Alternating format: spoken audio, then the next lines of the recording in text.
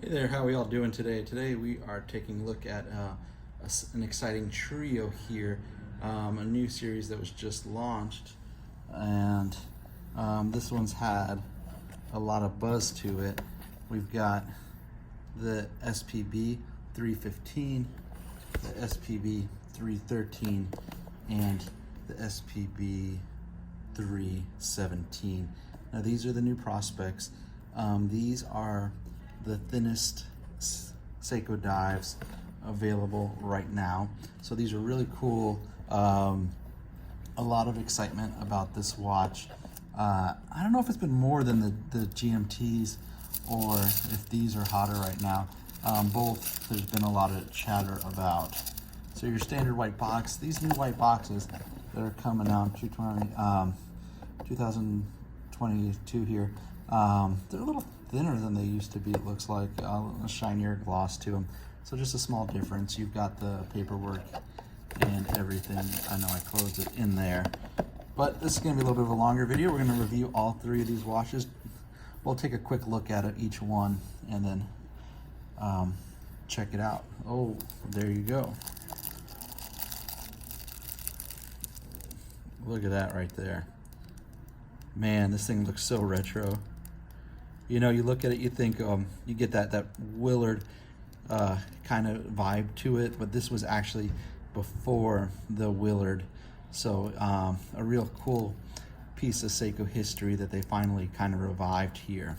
And let's check out that thinness there. Yeah. So gradually,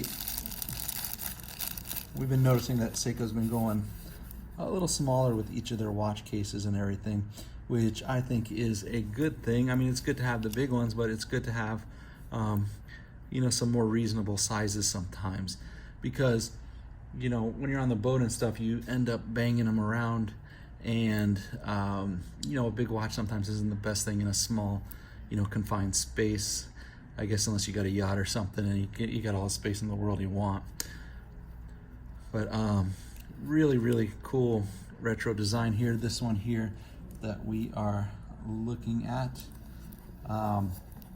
the stainless steel with the white face, and we'll just open each of these guys and then I'll get more into each one as we're going. So we did the 13, that's the white face SPB313. Okay, beautiful watch. Let's put that guy over there. I'll put it off screen a little bit so we can just focus on this guy now. Let's do the SPB315. Let's open this guy up. They all come the same white. This used to be the Seiko luxury box. If you guys remember when the Vellaturas and stuff came out, they all had these white boxes. These were a big deal. But Seiko's been doing some of the fancier boxes as of late, and these just look kind of basic now in comparison. Just a little protection there. I think it's got a little piece of foam, cardboard, nothing important on there. Ooh, this one looks very traditional. Check this guy out.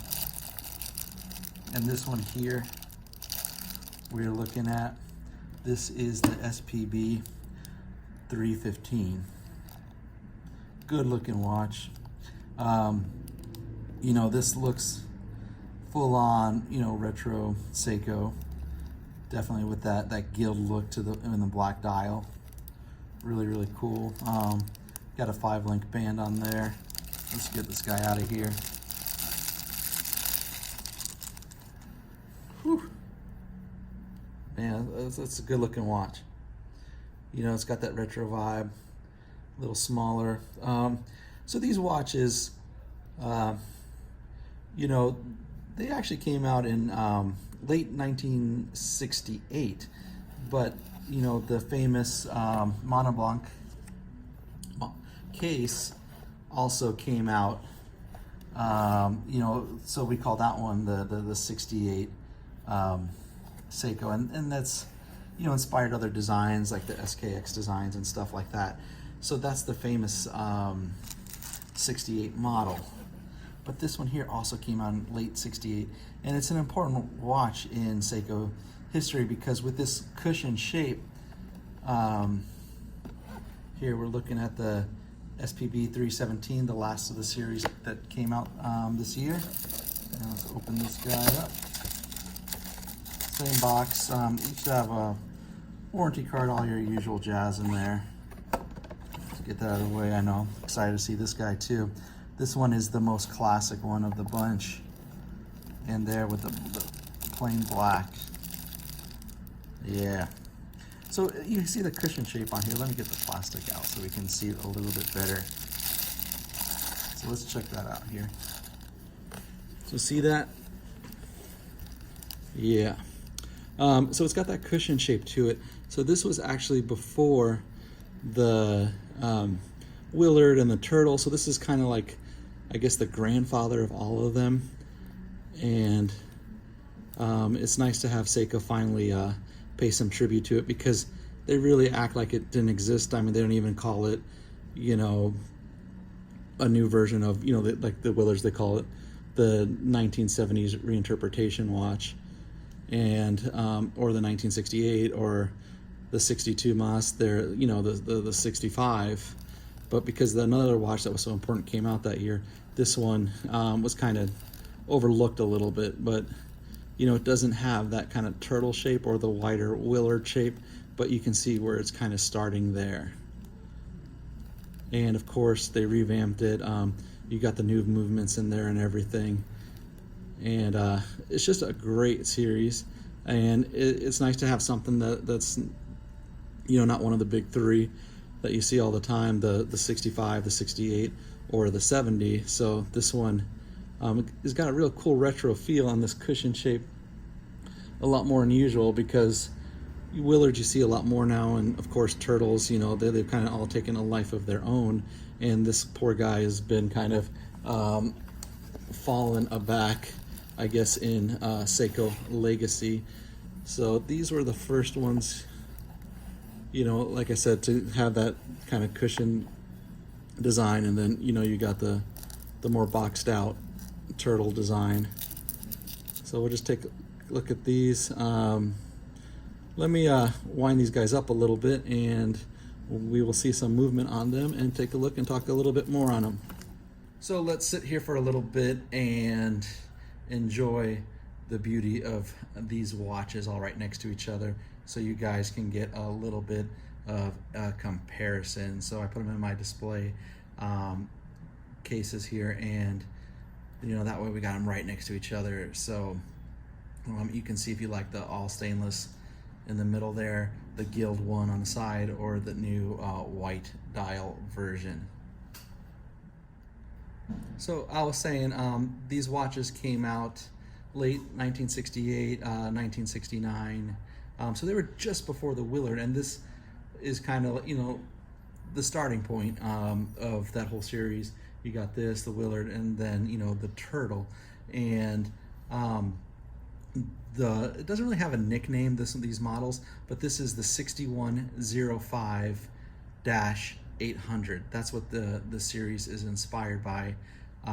So it's kind of cool. It's been forgotten a little bit. We haven't seen these too much. We've seen a lot of Willards lately, and a lot of the 68, and a lot of variations of the 65s with the icebreakers that save the oceans, all that kind of stuff.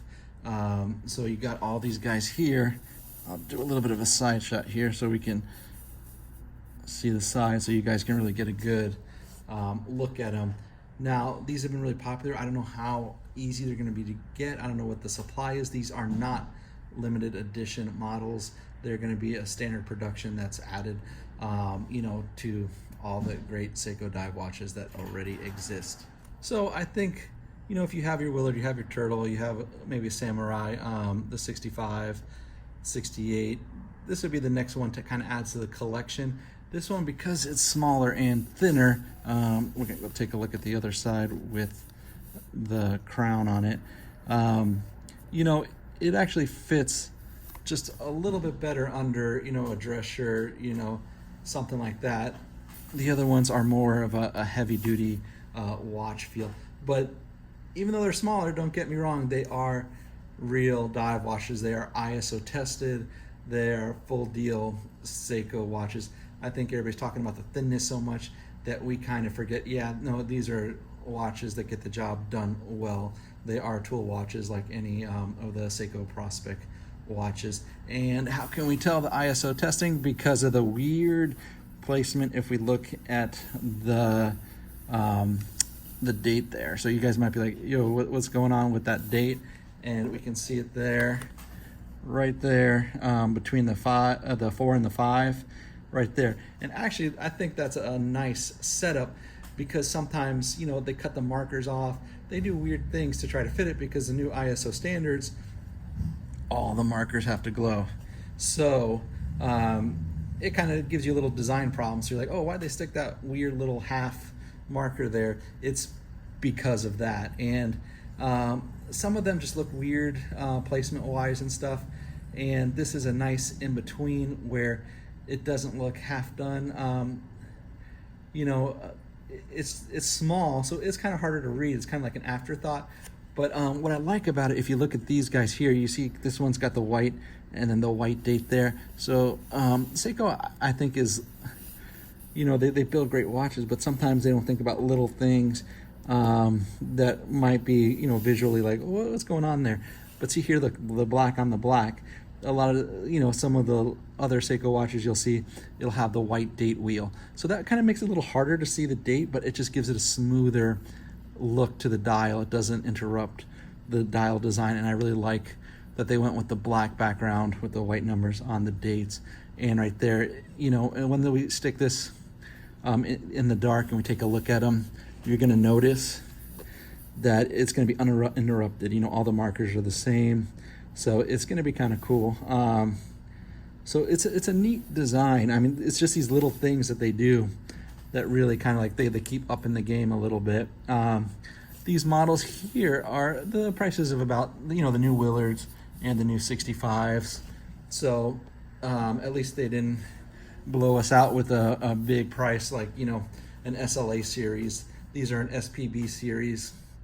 And of course, since this is an SPB series, this is the movement you're looking at is a 6R35 movement in there.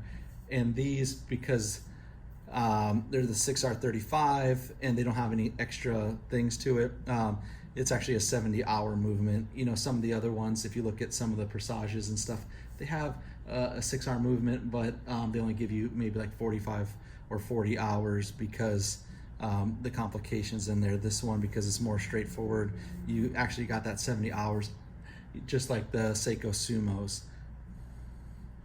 So here we go, taking a look at it on the wrist.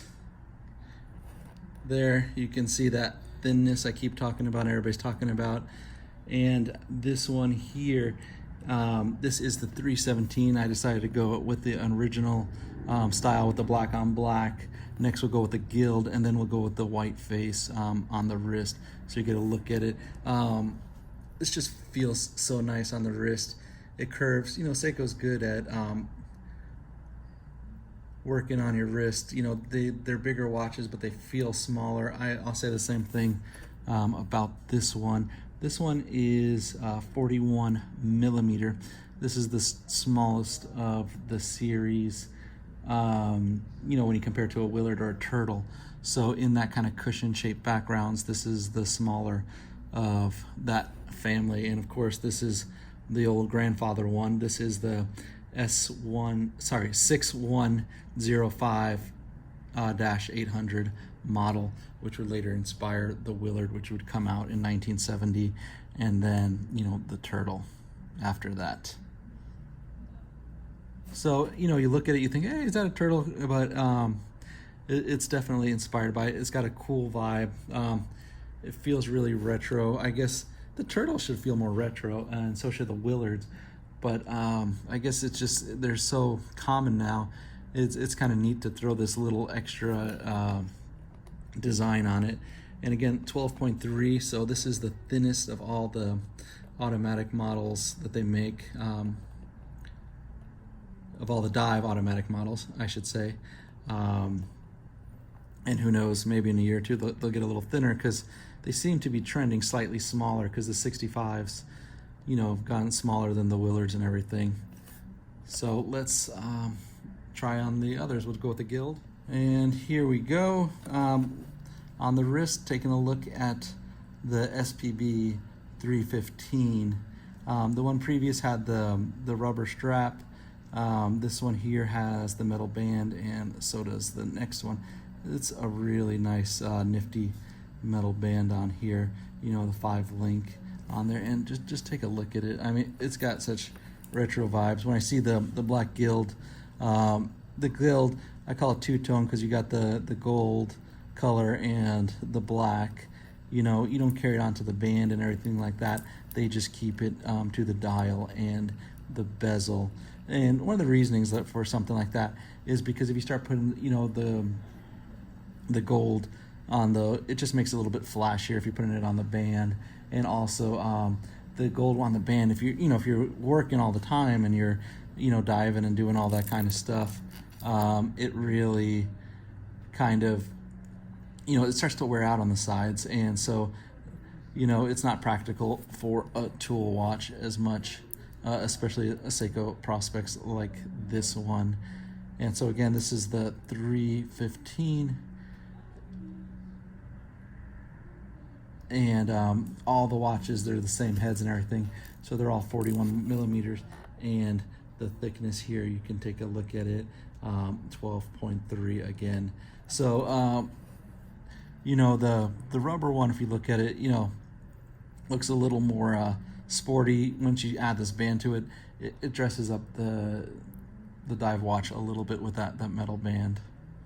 And let's go take a look at the last one of the. Right, and here we got the SPB313, the last of the trilogy that came out. You know, the white face is really bright. It gives it a more cleaner, open look, I think. And, you know, this one, it does feel like a 70s watch kind of vibe, even though, you know, late 60s on there. While the blacks kind of remind me more classic, this one feels a little different with the white dial. But you got the stainless band there. Again, the 5-link you can see there. And again, let's look at the thickness there. 12.3 millimeters. Now, these guys all have sapphire crystals, and I know a lot of people always ask, hey, what's in the bezel? The bezel is an aluminum insert. All right, so let's talk straps a little bit. We're gonna go take a look at the metal strap first. These are a 5-link strap, like a brushed finish, not a high polished finish. And this is both on the gild and the white dial.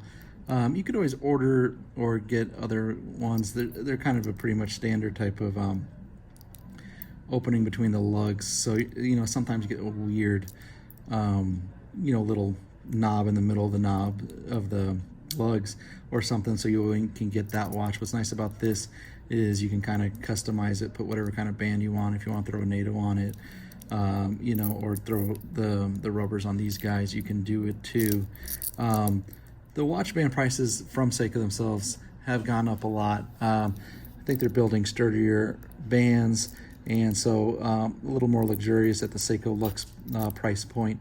So, you know, these watches, the bands themselves, a couple $100 definitely. So keep that in mind when you're buying. So there you go, and let's take a look at the back here. And there you've got the extension for the wetsuit. You know, it snaps open. Here you got the safety, and then it's a push button release there. And then of course you got the Tsunami logo on there. You can see it. It's actually a really clean back of the dial, not a lot of writing. You got the Prospex logo there, and the Tsunami and Seiko. These models are that I'm looking at here are made in Japan. And let's take a look at that white dial. It's the same band, everything.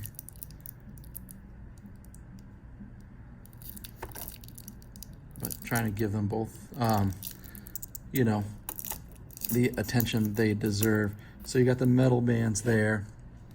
And then over here, you've got the rubber strap. There you go. This one with the 317. This kind of strap, you know, it's a remake, and you know, some people call it the racetrack. It's just kind of got a cool texture in there.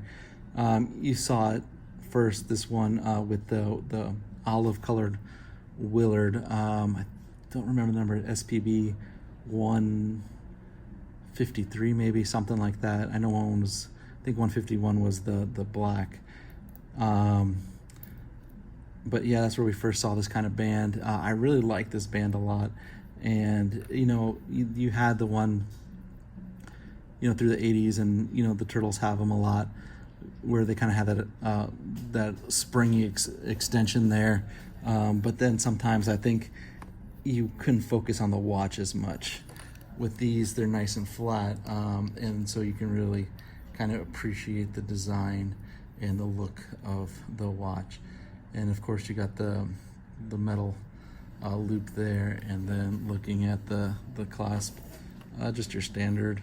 I'm surprised with this one that, you know, that they're not putting Seiko on the actual clasp itself. You know, that would have been a nice little extra touch that they do. But overall, you know, a great series. So the pricing on these guys, this one with the rubber band, because of the rubber band, is the lowest of the bunch. This one's $900, and then the other ones with the metal, they are both $1,100. So priced a little less than the Willards, but they do got that, you know, the 6R movement as well. They're kind of at that same level and series that Seiko's been doing a lot with lately. You know, they seem to be focusing a lot on this more than their, you know, King Turtles and stuff like that. But this is a great addition. I'm glad that it just wasn't another version of the Willards. And you know, this one, the 6105-800, you know, it's a part of Seiko history, and it's nice that you can wear it now, and looks good, you know. So let's take a look at these guys in the dark. I don't know how the Lume is, if they're all different, the same. It'll be interesting to see what color pops out on these guys. So see you there. All right, here we are in the dark, and we're taking a look at all three models. All three models have the same Lume. None of them are a different color. Every once in a while they'll throw you something different, and one of them will have a blue tint to it or something like that. But all these have the light green Lume, and you know, a fairly good Lume. Seikos usually have great Lume. And here in the dark, you can see all these. These I really hadn't, you know, charged the glow on these for too long, so they're not as bright as they possibly could be, and it's not super dark in here like it normally is. So, you know, it might not seem as intense as, you know, some of the other videos I've got. But good Lume overall. You can see all the markers like I was talking about, the new ISO standards. You know, everything kind of fits out perfectly with each marker there. So very cool. And if you guys like the video, please like and subscribe. If you are interested in one of these watches or any Seiko watch, just look us up. We're depalas.com. I'm William, and I'd like to thank you for taking the time, you know, check out this video, and hope I helped you guys out a lot. Thank you. Bye.